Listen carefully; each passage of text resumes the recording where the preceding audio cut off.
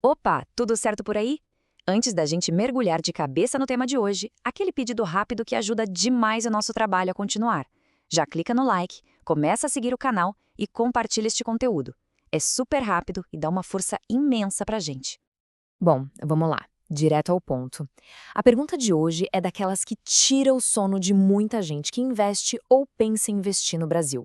Imagina o cenário: a corretora que guarda o seu dinheiro simplesmente quebra. E aí? Quem paga essa conta?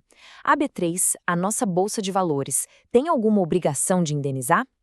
Pois é, uma decisão quentinha do STJ, o Superior Tribunal de Justiça, finalmente colocou os pingos nos is sobre essa questão.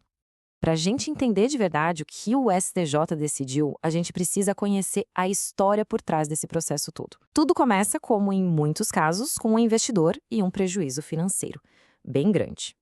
Então, para essa história ganhar vida, vamos conhecer os personagens. Esse aqui é o João. O João, na verdade, poderia ser qualquer um de nós, sabe? Uma pessoa que coloca o próprio dinheiro no mercado buscando uma rentabilidade, mais especificamente em operações de day trade. E para poder operar na bolsa, o João precisava de uma intermediária. A escolhida por ele foi a Wall Pires, uma corretora que, na época, era credenciada e tinha autorização para funcionar normalmente. E por fim, a gente tem a B3. Pensa nela como o grande campo de futebol onde o jogo acontece. E mais importante, é a B3 que tem o dever de ser o juiz, de fiscalizar todos os times que estão jogando, incluindo a própria Wall Pires. Agora, aqui é que o negócio começa a complicar. O João já investiu uma grana considerável pela Wall Pires há anos. Só que em 2018, a casa caiu. O Banco Central chegou e decretou a liquidação extrajudicial da corretora.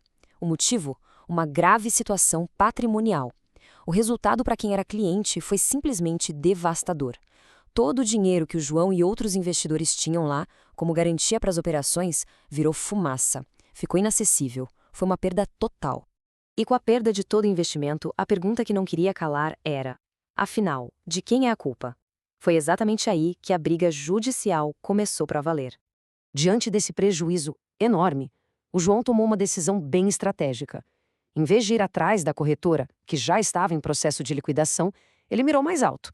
Ele processou a dona do mercado, a própria B3. Acusação: negligência na fiscalização. Então, o centro da discussão era esse aqui. De um lado, o João argumentava que a B3 sabia que a Alpair estava mal das pernas, mas foi omissa. Falhou no seu dever de fiscalizar com o rigor necessário e principalmente de alertar todo mundo sobre os riscos. Do outro lado, a B3 se defendeu dizendo que fez exatamente o que a lei mandava, que abriu processos, aplicou sanções e publicou tudo, como manda o figurino. E aqui vem a primeira grande surpresa do caso, pessoal. Numa decisão inicial, o Tribunal de Justiça deu razão para o João. A Justiça entendeu que a fiscalização da B3 tinha sido sim deficitária e que, por causa disso, ela deveria sim arcar com o prejuízo dos investidores. Olha só que vira-volta! E por falar em casos de grande impacto como este, compartilhar essa análise é muito importante. Ajuda mais gente a entender seus direitos e os riscos do mercado. Se este conteúdo está sendo útil, manda para alguém, posta nas redes sociais. Isso ajuda o canal a crescer de uma forma que vocês não têm ideia e a produzir ainda mais material de qualidade. Claro que a B3 não ficou nada feliz com essa condenação. Ela recorreu e o caso foi parar na última instância para esse tipo de discussão, o Superior Tribunal de Justiça. É aqui que a história tem o seu capítulo final. O STJ, então, começou colocando as coisas em ordem, definindo um ponto-chave que muda todo o jogo. A relação entre um investidor e a B3 não é uma relação de consumo. O que isso significa na prática? Que não dá para aplicar aquela responsabilidade automática do Código de Defesa do Consumidor. O que vale aqui é a responsabilidade civil subjetiva. E, traduzindo do juridiquês, isso quer dizer que, para a B3 ser condenada, era preciso provar, sem deixar nenhuma dúvida, que ela agiu com culpa, que ela foi negligente. Com isso em mente, o STJ foi olhar os fatos. A B3 foi negligente ou não? E as provas mostraram que a bolsa, na verdade, não ficou parada. Ela instaurou 3 processos administrativos contra o Wall Pires, aplicou sanções de advertência e multa e, o mais importante, publicou os resultados desses processos lá no seu site, cumprindo o que as normas da CVM exigiam. E esse é outro ponto central da decisão.